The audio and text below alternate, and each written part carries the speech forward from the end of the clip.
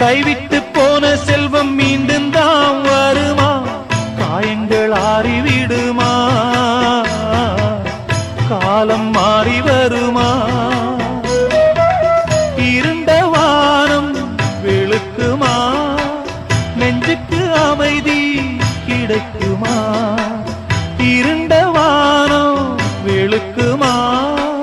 நெஞ்சுக்கு அமைதி கிடைக்குமா?